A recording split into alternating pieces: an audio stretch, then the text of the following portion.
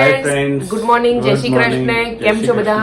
મજામાં? અમે બસ એકદમ મજામાં છીએ. જો હવે મજામાં છીએ. એકચ્યુઅલી આ વિડીયો આજે અમે જે બનાવવા જઈ રહ્યા છીએ આજથી એક વીક પહેલા અમારે બનાવી દેવાનો હતો, પણ અમારે બધાની તબિયત એટલી ખરાબ હતી, વાયરલ અત્યારે ચાલે છે એના કારણે શરદી, ખાંસી ને સખત ફીવર હતો બધાને. વારાફરતી પહેલા મને જીના, ક્રિતને, સુનિતને, એના લીધે આ વિડીયો લેટ થઈ ગયો થોડો, પણ આજે ફાઇનલી અમે બનાવવા જઈ રહ્યા છીએ. અને આજનો ટોપિક અમારો છે, જે ઘણી બધી કમેન્ટ્સ આવી હતી આપણા જે સબસ્ક્રાઈબર છે એની, કે ભાઈ તમે બાલીના વિડીયોઝ તો મૂક્યા, પણ બાલી તમે ગયા તો એના અંદર તમે કઈ રીતે ગયા, એની આઇટનરી શું હતી, શું કોસ્ટ પડી, ક્યાં ક્યાં ફર્યા, કેવી રીતે પેકેજ હતું તમારું, શું હતું. તો બસ આજે અમે એ ડિટેલમાં તમને આજે આ વિડીયો બનાવી રહ્યા છીએ. જેનાથી શું કે જે લોકો પ્લાન કરતા હોય કે જે લોકોની લો કોસ્ટમાં ઇન્ટરનેશનલ ટ્રીપ કરવાની ઈચ્છા હોય એ કરી શકે, અને એમને આ વિડીયોથી થોડું ઘણું ગાઈડન્સ મળે કે ભાઈ કઈ રીતે ઇન્ટરનેશનલ ટ્રીપ થઈ શકે અને શું શું વસ્તુઓ ધ્યાનમાં રાખવી જોઈએ એક ઇન્ટરનેશનલ ટ્રીપ કરતા વખતે, અને સ્પેશિયલી બાલીની ટ્રીપ કરતા વખતે. એનું ડિટેલમાં આજે અમે અમારી સાથે જે એક્સપિરિયન્સ થયા એ બધા તમારી સાથે શેર કરીશું આજે. તો સૌથી પહેલા આપણે મને એ 2-3 કમેન્ટ, ઘણા બધાની મેઇન એ કમેન્ટ આવી હતી કે કેટલામાં તમારું આખું પેકેજ પડ્યું આ તે. તો હું તમને આમ કેટલામાં પડ્યું એ તો પછી કહું. પહેલા સૌથી પહેલા આપણે ફ્લાઇટની ટિકિટની વાત કરીએ. તો અમે લોકો જૂનમાં ગયા હતા અને અમારી બુકિંગ 6 મહિના પહેલા થઈ ગઈ હતી ફ્લાઇટની ટિકિટની. તો એ અમને 1:30 આસપાસ અમારા 4ની પડી હતી, જેમ કે 35 મારા અને સુનિતની, 30 જીના, ક્રિતની, એટલે એમ થઈને 31માં અમારું ફ્લાઇટ બુકિંગ થયું હતું. પછી ત્યાં લેન્ડ પેકેજ અમારું હતું 1,72,000નું, જેમાં આવી ગયું ગાઈડ. પછી ત્યાં અમને પિકઅપ કરવા, એરપોર્ટ પર પિકઅપ કર્યા, ત્યાંથી લઈને તે ડ્રોપ કર્યા ત્યાં સુધી ગાડી સાથે જ હતી. અમે 3 સીટર, અમે 25 જણા હતા, એટલે 3 સીટર બસ હોય ને એ ટાઈપનું હતું, મિની બસ ટાઈપનું. તો એ હતું, પ્લસ હોટલ બુકિંગ એમાં આવી ગયું. અને અમુક જેમ કે બાલી સ્વિંગ છે એ એમાં ઇન્ક્લુડિંગ હતું. પછી તીર્થગંગા છે, બાલી સફારી છે. બાલી સફારીમાં અંદર જે ફીસ છે એ ઇન્ક્લુડિંગ હતી. પછી વોટર રાઇડ્સ છે ત્યાં આગળ બધી, તો એમાં એક વોટર રાઇડ, બનાના રાઇડ છે ઇન્ક્લુડિંગ હતી, ફ્રી હતી, એ પેકેજમાં જ આવી ગઈ હતી. બાકી તમારે જે કરવી હોય એ તમારા રીતે કરવાની હોય છે, એ હતી. પ્લસ ત્યાંથી અમે એક દિવસે ગયા હતા ટર્ટલ આઇલેન્ડ, એ બી ઇન્ક્લુડિંગ હતું, બોટમાં જે જવાનું હતું એ. અને બીજી ક્રુઝમાં બેસીને અમારે જવાનું હતું નુસા પેનિડા. તો એ બી 1 થી 1.5 કલાકની આસપાસનો કંઈક રન છે ક્રુઝમાં બેસીને એક આઇલેન્ડ થી બીજા આઇલેન્ડ જવાનો. તો એ બી એમાં ઇન્ક્લુડિંગ હતું. પછી આ રીતનું ટોટલી અમારે આવું બધું ઇન્ક્લુડિંગ હતું. એક દિવસ એટીવી રાઈડ હતી, જે અમે લોકો એ દિવસ એટીવી રાઈડ કરવા નતા ગયા, બીજા બધા કરવા ગયા હતા, પણ એ પણ પોતાની રીતે હતું. એ દિવસે અમે મંકી ફોરેસ્ટ ગયા હતા.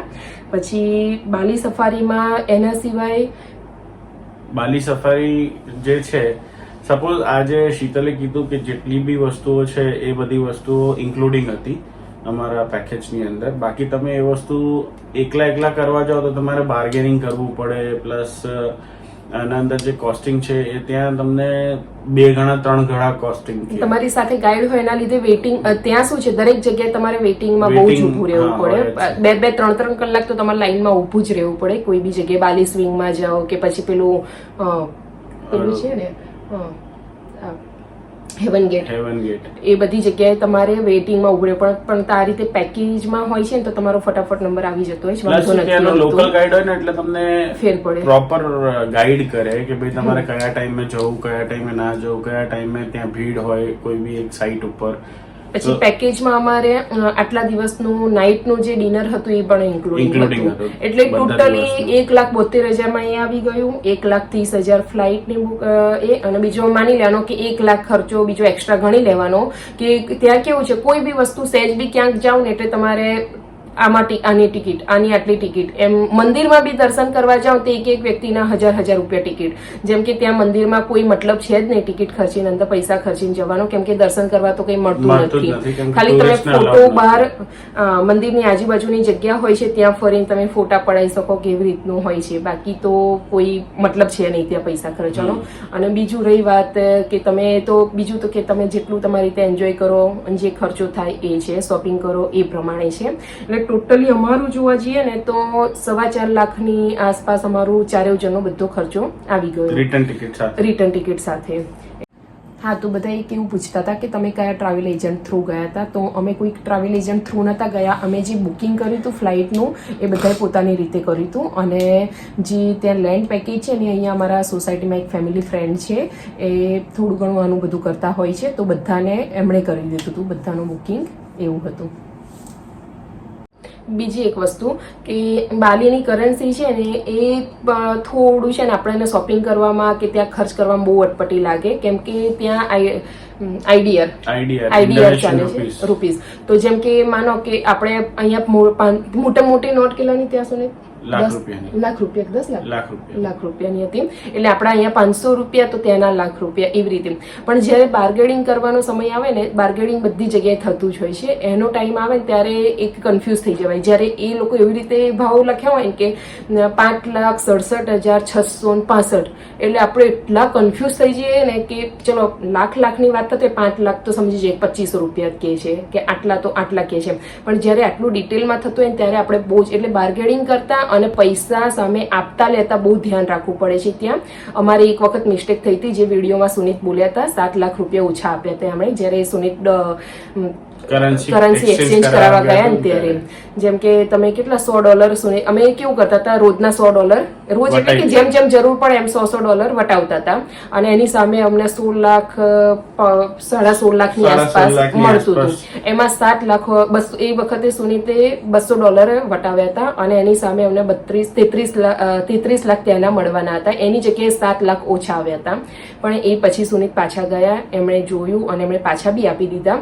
પણ આ બધી વસ્તુ નાની વસ્તુ છે ને બહુ ધ્યાનમાં રાખવાની છે. બધા કરન્સી એક્સચેન્જર એવા નથી હોતા, એવું બી છે. એટલે જરૂરી નહીં કે મને મારા એક્સચેન્જરે આપી દીધા હતા કે તમે ભૂલી ગયા હતા 7 લાખ લઈ જવાનું, તો એને મને આપી દીધા હતા, પણ જરૂરી નહીં કે બધા એવું કરે તમારા સાથે. પછી એક બાલી સ્વિંગમાં જયારે આપણે જઈએ તો બાલી સ્વિંગમાં તો અમારે સ્વિંગ કરવાનું પર્સનલ એક વ્યક્તિનું અંદર ઇન્ક્લુડિંગ હતું, પણ પછી જો તમારે કપલમાં કરવું છે, બેડ લઈને કરવું છે, એ બધા પોતાની રીતે અલગથી કરવાના હતા, અને એમાં જે ડ્રેસ પહેરવાનો છે એ પોતાના ખર્ચે હતો.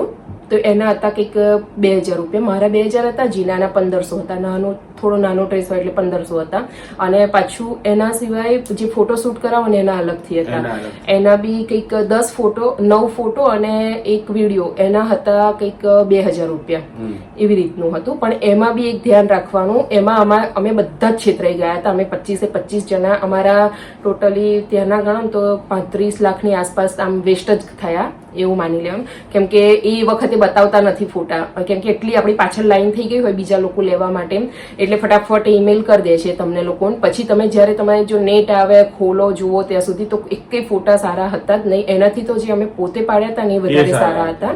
એટલે એક આ બધી વસ્તુનું ધ્યાન રાખવાનું.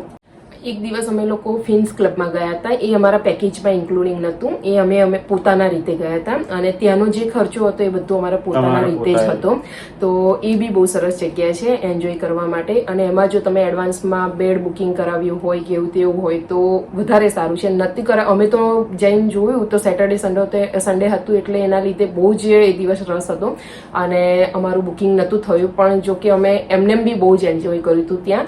એટલે કે એટલા બધા 25-30 હજાર બેડના ખર્ચવાની કઈ જરૂર છે નહીં, એમને બી તમે જઈને ગમે ત્યાં બેસી શકો છો, એન્જોય કરી શકો છો, મજા કરી શકીએ છીએ. એટલે એ પોતાના રીતે હતું. તો ઓવરઓલ હું તમને કહું તો બધું જ થઈને છે ને અમારો 4.5 લાખ રૂપિયાની આસપાસ ખર્ચો આવ્યો હતો. શોપિંગ આવી ગઈ, બધું જ આવી ગયું. એટલે તમે એકદમ છૂટછાટથી ફરો અને છૂટછાટથી બધું. તમે જો એકદમ એવું બજેટ ટ્રાવેલ કરવા જશો ને તો તમારું કોસ્ટિંગ આના કરતા બી નીચે આવશે, પણ તમે એન્જોય નહીં કરી શકો. અમારે જેમ કે અમારે એક જે અમે ત્યાં પાત્રા રિસોર્ટમાં રોકાયા હતા, ત્યાં 1 નાઇટનું અમારું જે 12,500 હતું આપણે ઇન્ડિયન રૂપીઝમાં, અને ત્યાં અશોકા ટ્રીમાં રોકાયા ને ત્યાં અમારું 8,500 હતું ઇન્ડિયન રૂપીઝમાં. પણ એ જ વસ્તુ તમે સારામાં સારી હોટલ ત્યાં છે ને કહું 3-4 હજારમાં સારામાં સારી મળી જ જાય છે. તો તમે ત્યાં થોડું પોતાનું બજેટ ઓછું કરી શકો છો. પછી તો બાકી બધું પોતપોતાના હિસાબે છે. તો બસ જો આજનો વિડીયોમાં આવું હતું. એટલે પ્લસ જે બી તમે ટ્રાવેલિંગ કરો છો તો એટલું હંમેશા યાદ રાખવું કે તમારા વિઝા, તમારા પાસપોર્ટ તમારી એર ટિકિટ, એ બધું તમે એક પ્રોપર જગ્યાએ મૂકીને ટ્રાવેલ કરો, જેનાથી. અને અમે લોકો શું કરતા હતા કે જેમાં જે બી હોટલમાં અમે ચેક ઇન કરતા હતા તો ત્યાં લોકર આપેલું હતું, તો અમે લોકો એ લોકરના અંદર જ અમારું પાસપોર્ટ, ટિકિટ, એક્સ્ટ્રા જે ડોલર્સ હતા એ બધું અમે ત્યાં જ મૂકી દેતા હતા, રોજ લઈને નહોતા ફરતા. એનું કારણ બી છે કે તમે આ બધું ઇમ્પોર્ટન્ટ ડોક્યુમેન્ટ્સ હોય છે, તમારે ફરવા કરવામાં, વસ્તુ કાઢવા ઘાલવામાં, જો કોઈ વસ્તુ પડી ગઈ, ખોવાઈ જાય તો તમારે દોડાદોડી થઈ જાય. એટલે અમે જ્યારે બી કોઈ બી હોટલમાં ચેક ઇન કરતા હતા તો અમે એ લોકરમાં એ મૂકી દેતા હતા. બીજી વસ્તુ છે કે જ્યારે બી તમે કોઈ હોટલ કે એરપોર્ટ ઉપર ટ્રાવેલ કરતા હો તો હંમેશા એ વસ્તુ યાદ રાખવી કે તમે ત્યાંના જે રૂલ્સ અને રેગ્યુલેશન્સ છે એ અહીંથી પહેલાથી સ્ટડી કરીને જાઓ. કેમ કે ઇન્ટરનેશનલ ટ્રાવેલ્સમાં કેવું હોય છે, ઘણી વખત ઘણી કન્ટ્રીઝના rule monthly, yearly, half yearly change થતા રહેતા હોય છે.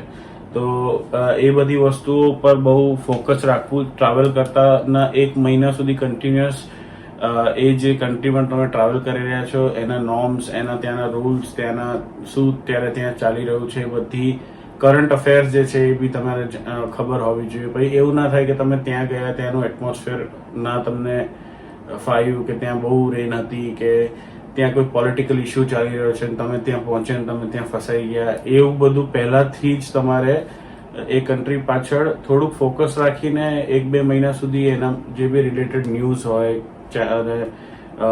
યુટ્યુબ ઉપર કોઈ ન્યૂઝ આવતી હોય તો એ બધું ફોકસ રાખીને એના ઉપર સાંભળતા રહેવાનું. જેમ કે અમે જવાના હતા તો અમે કન્ટિન્યુઅસ 10-15 દિવસ સુધી, એટલે જે દિવસે અમે અહીંયાથી અમદાવાદથી ફ્લાય કરવાના હતા એના 10-15 દિવસ પહેલાથી જ અમે લોકો, હું ને શીતલ, વિડીયોઝ જોતા, લેટેસ્ટ યુટ્યુબ ઉપર જે વિડીયોઝ આવતા બાલીના એ બી જોતા. તો એ બધું જોવાથી શું થાય કે તમને થોડી ઘણી કન્ટ્રી ઉપર છેલ્લી નોલેજ તો આવી જ જાય. પ્લસ ત્યાં તમારા પાસે ગાઈડ હોય તો ગાઈડ તો તમને આપે જ, પ્લસ એ તમને સાચું કહે છે કે નહીં, ખોટું કહે છે, તમે જે વસ્તુ સાંભળીને આવ્યા છો યુટ્યુબ ઉપર એ વસ્તુ કેટલી સાચી છે એ બી ત્યાં કરેક્શન થઈ જાય. મેડિક્લેમ ઇન્સ્યોરન્સ અહીંયાથી લઈને જવું, ભલે તમે કેટલા બી સારા હો, સાજા હો, ત્યાં કોના સાથે શું થઈ શકે એ ખબર ના હોય. અમારા સાથે જો કે એવું કંઈ થયું નહોતું, પણ અમે સેફર સાઈડ 1500 રૂપિયાનો ખર્ચો કરી અમે એટલે બંને છોકરા અને મારું ને શીતલનું ઇન્સ્યોરન્સ અમે લઈને કેરી કરીને ગયા હતા. કેમ કે કાલે ઉઠીને ત્યાં કેવી રીતે કોઈને એડમિટ કરવાની જરૂર પડે કે મેડિકલની કોઈ જરૂરિયાત પડે તો તમારે ક્યાં જવું, તો એટલા માટે થઈને મેડિક્લેમ બી અહીંયાથી લઈને જવું. એનું અમારું કોઈક અરાઉન્ડ $1 લાખ પેકેજ હતું. એ અમે 1500 રૂપિયામાં અહીંયાથી મેં રિલાયન્સમાંથી લીધેલું. અને તમે બી કોઈ બી ઇન્ટરનેશનલ ટ્રાવેલ એજન્ટ હોય એના થ્રુ તમે એ લઈ શકો છો. તો આ એક બીજી ઇમ્પોર્ટન્ટ ઇન્ફોર્મેશન હતી.